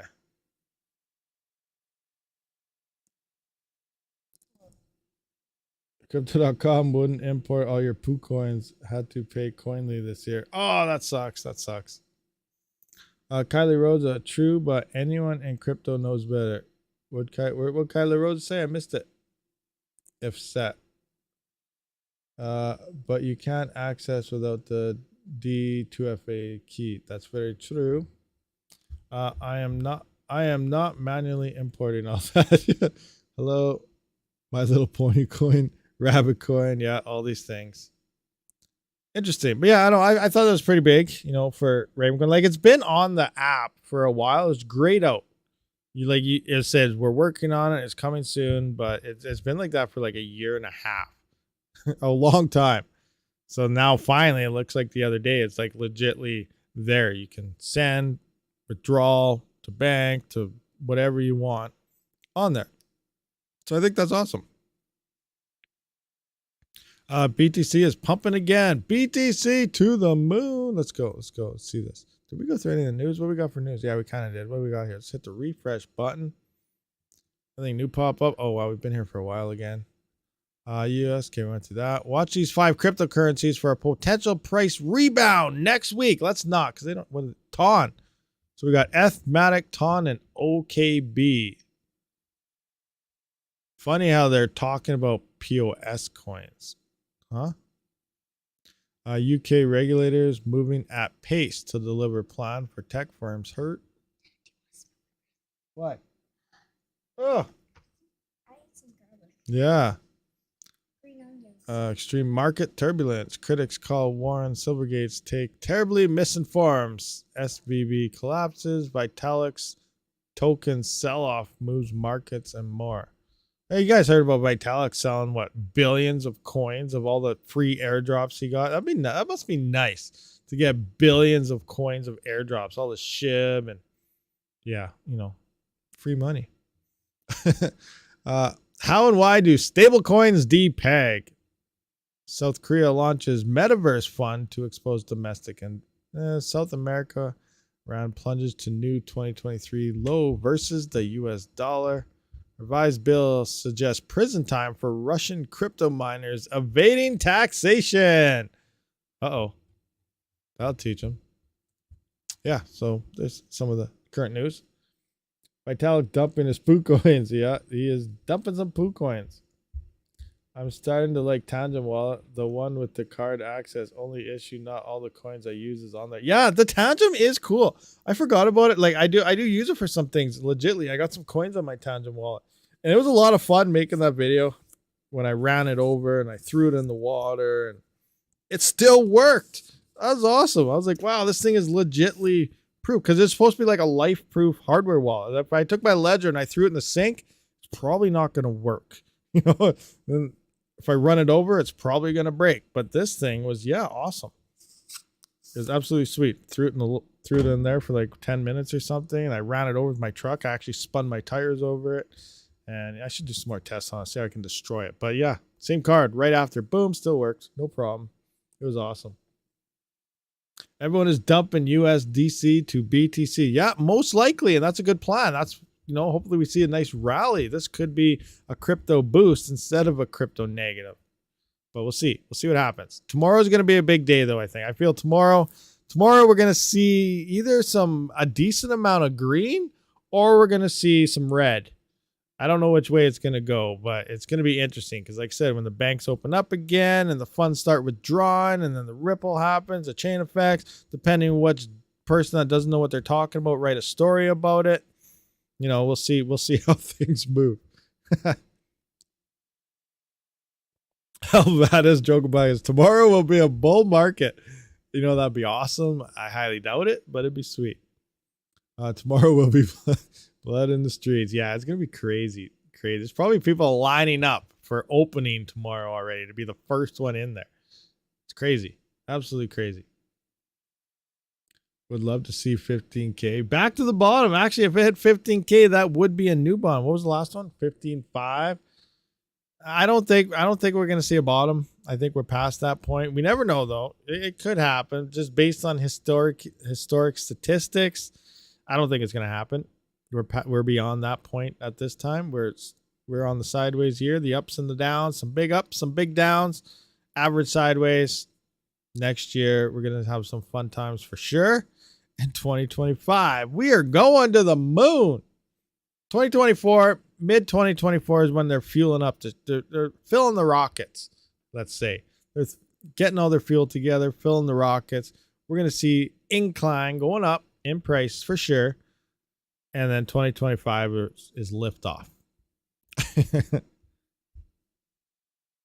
People are already waiting in line in this moment. Yeah, see, I wouldn't doubt it. It's crazy.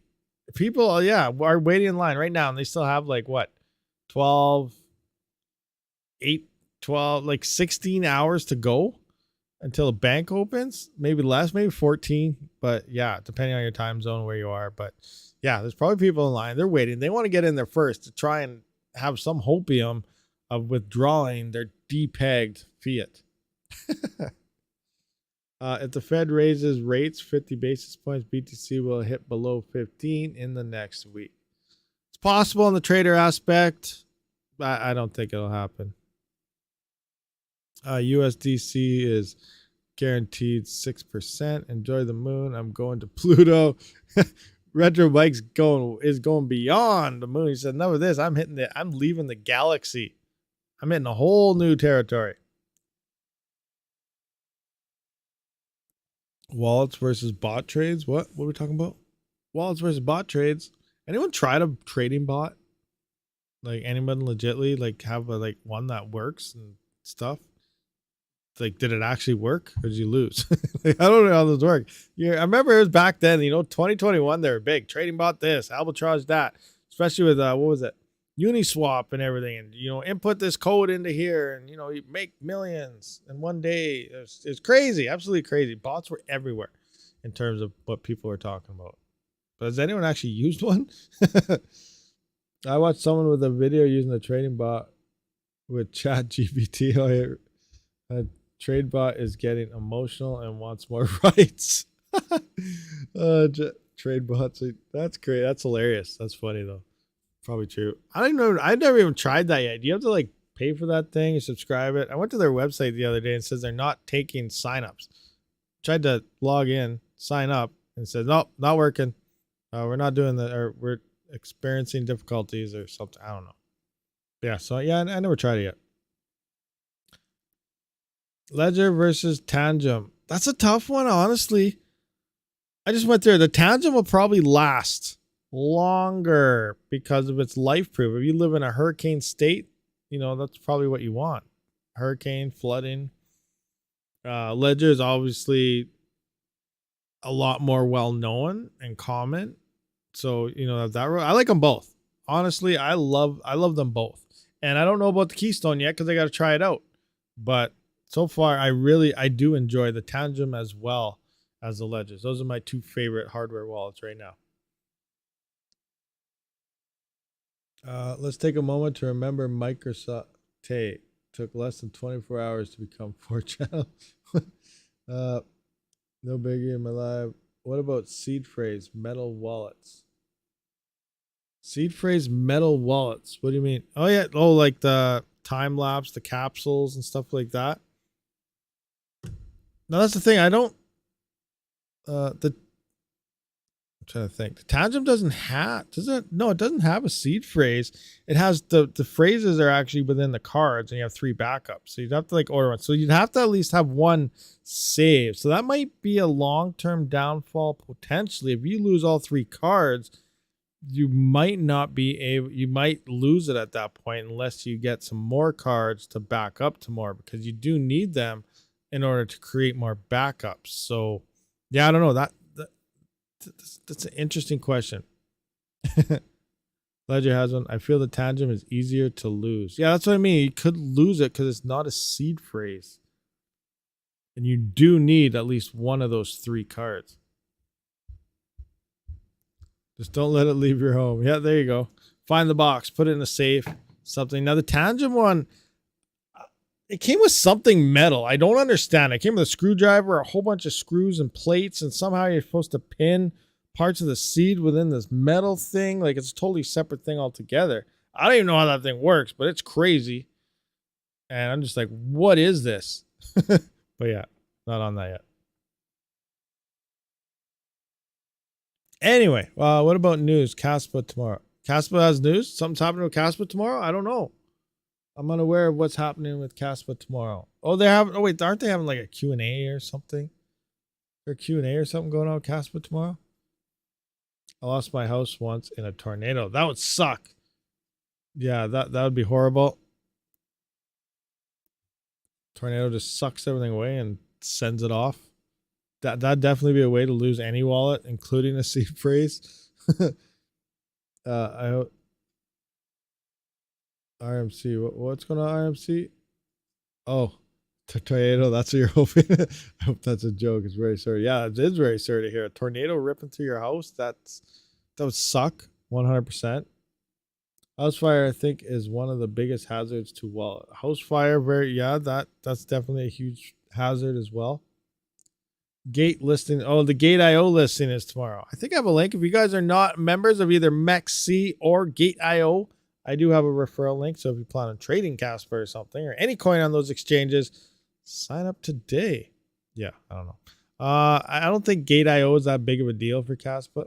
I feel MEXC is probably a better exchange. I don't know. Just me. I like MEXC. I've been using it quite a bit lately, but I don't know.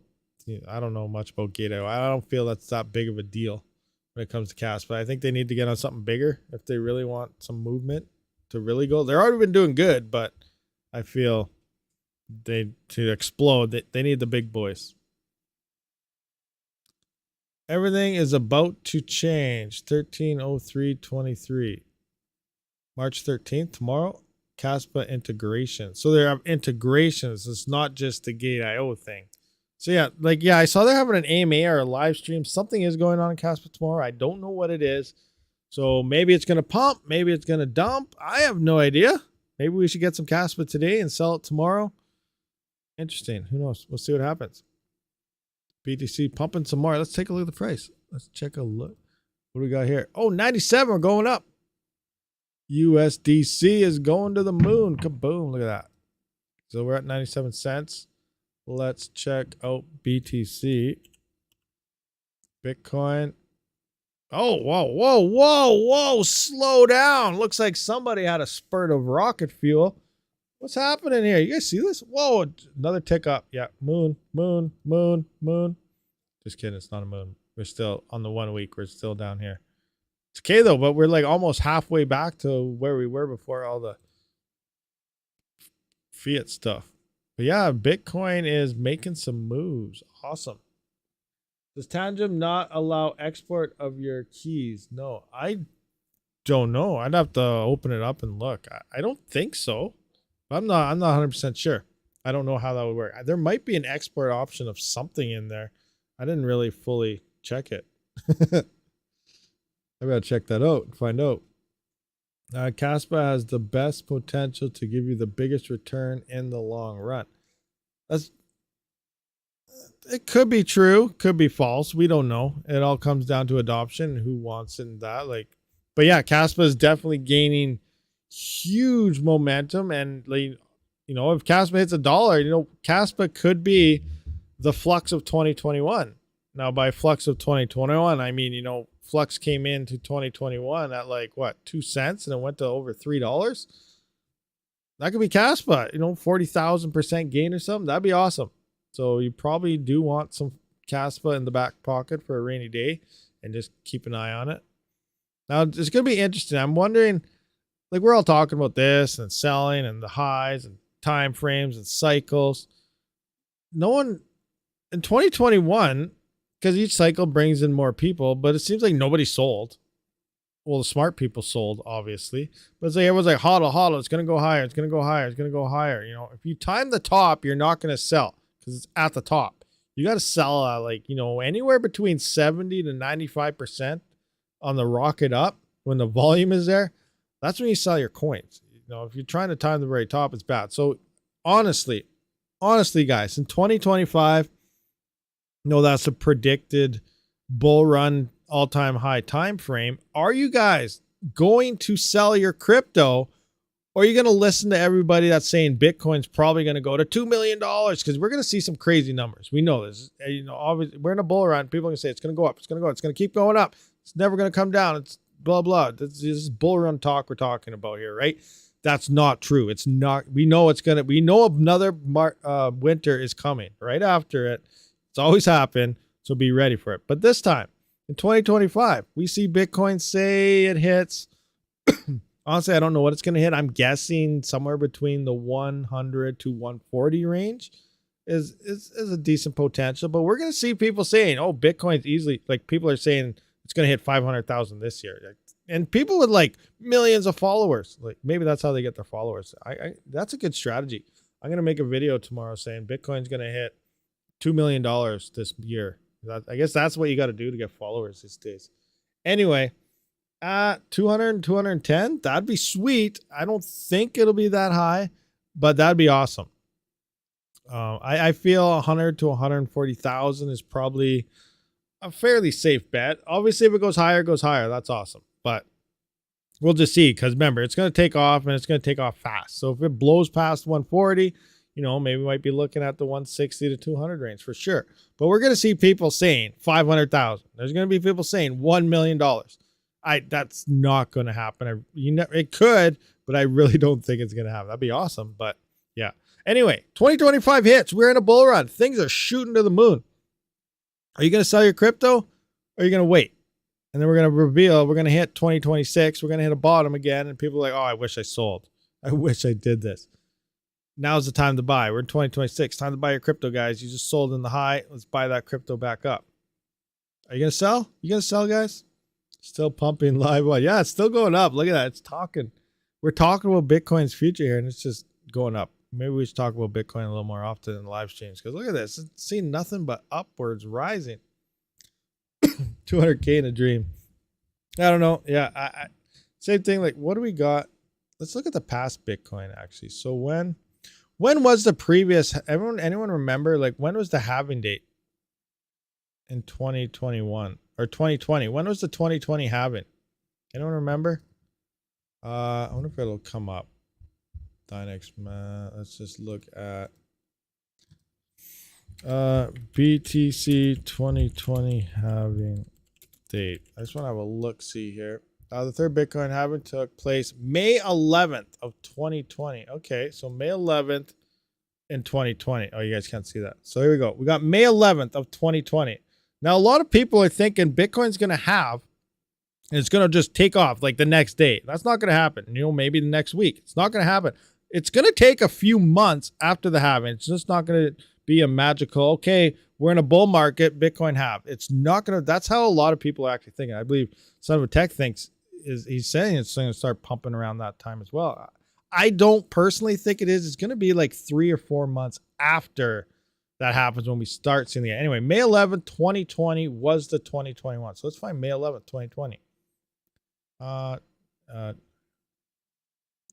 May 11th, where you at? May 11th, right here. So here's the halving, May 11th. So we got to find that point. Let's just kind of zoom it in right there.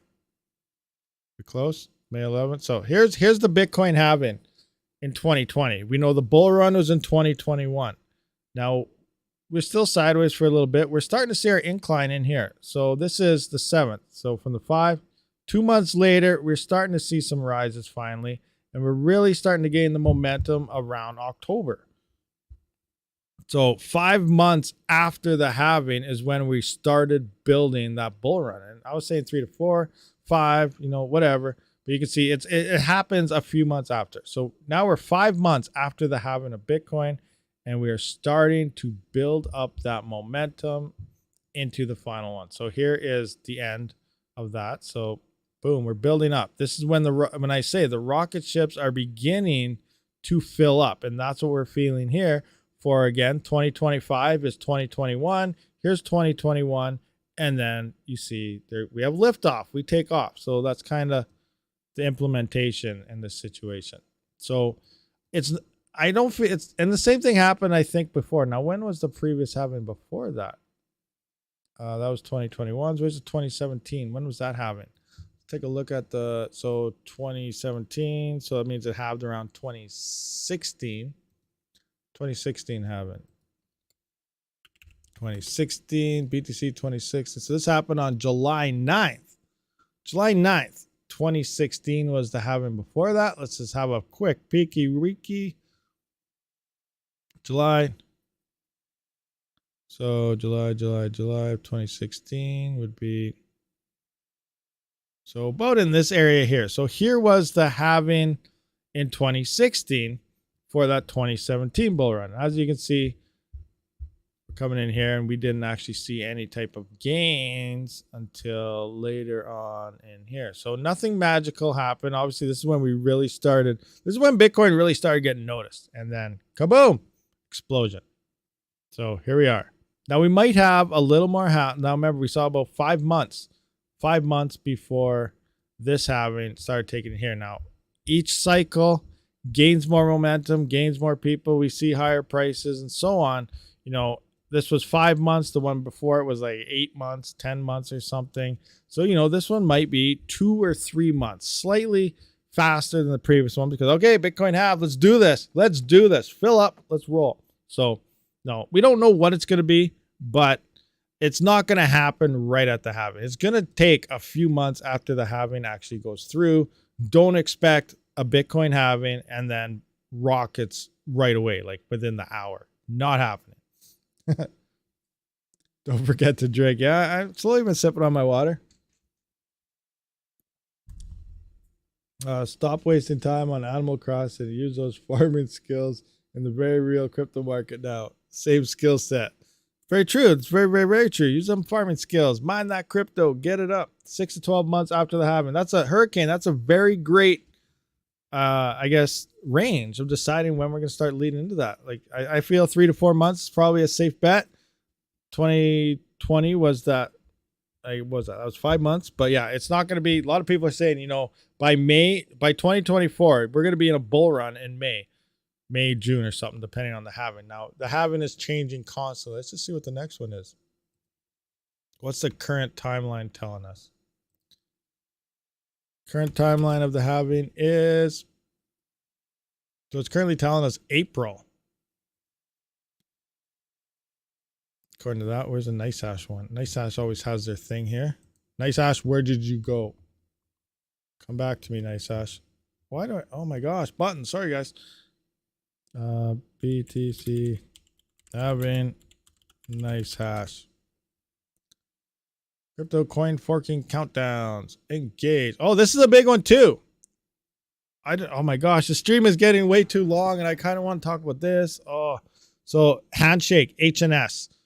This is kind of a big deal. That's coming up very, very soon. I got to think about it. A lot of people are talking. I don't have the numbers or anything ready, but HSC miners, Handshake miners. We got that Bitmain one, the HSC there. A lot of people say, hey, you know what? This is awesome. Wicked miner. Buy it now. It's cheap. Blah, blah, blah.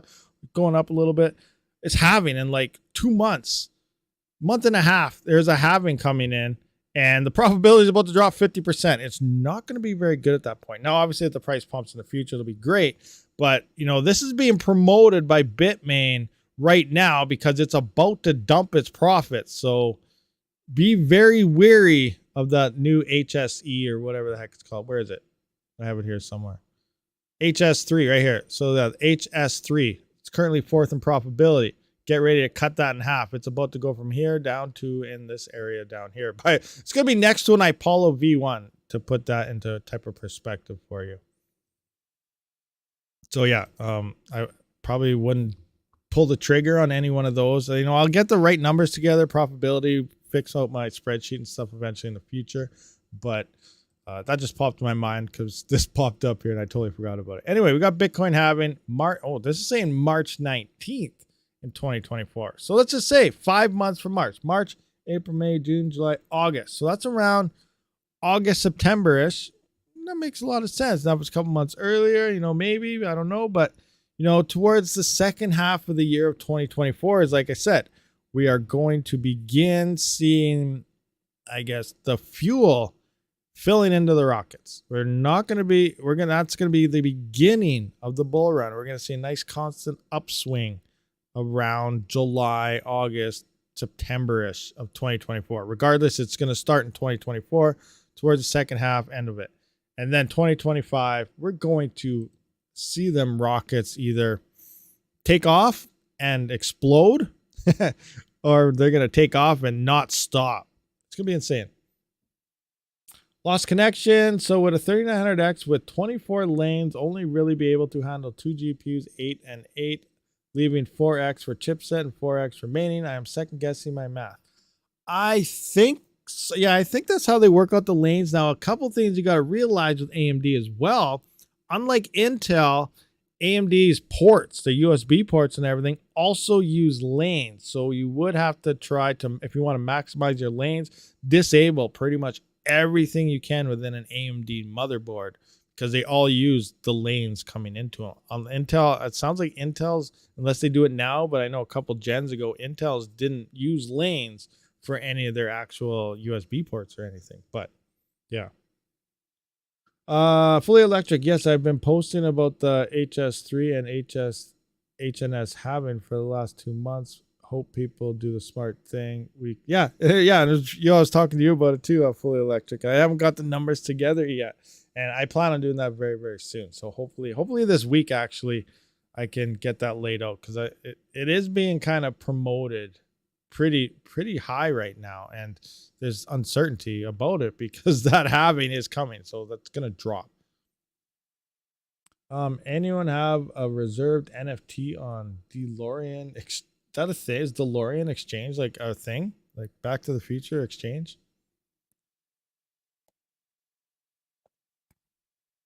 The term Black Monday is once again being floated around. I wonder if market experiences a crash, how would crypto fare? Well, crypto does follow, I guess, the markets and everything, as we know. Now, it's interesting because I feel eventually, now we still do, but eventually, as more people, like this very small adoption, as more people do get into crypto, we might not witness it as much. Eventually, I think down the road, crypto will be superior to the stock market, to the banking system, to everything. So, those things can collapse all they want and crypto won't notice it as bad. But right now, they pretty much do drive with each other. So until Bitcoin actually depegs away from the traditional system, we're going to see them kind of bouncing back and forth. So if the financial system, stocks and everything drops, we're going to see that come across BTC. Now, what we're also noticing is, as more people are pulling out their stable coins, there are people going into BTC because of it. That's the whole purpose of it. So, it's going to be interesting. We're still going to follow suit of what happens there. If it's a bad Monday, it's going to be a bad Monday for crypto as well. But eventually, I think long term, it's going to be a way better Monday when the bad Monday hits the fiat system. That makes sense. Car NFT for only $2,500. Oh, that's it? Oh, pocket change. No problem. I know this is a very long stream. I got to wrap this thing up. That's crazy. Like I slept in, I'm late, I'm behind on videos. It's crazy. Now we're streaming extra long. Absolutely insane times. And then, anyway, guys, so I do appreciate everyone for showing up for this 100%. I do got to drink some water, have something to eat. I still got to kind of wake up, I guess, but I appreciate everyone for coming out. I will see you all in the next one. Rabid out.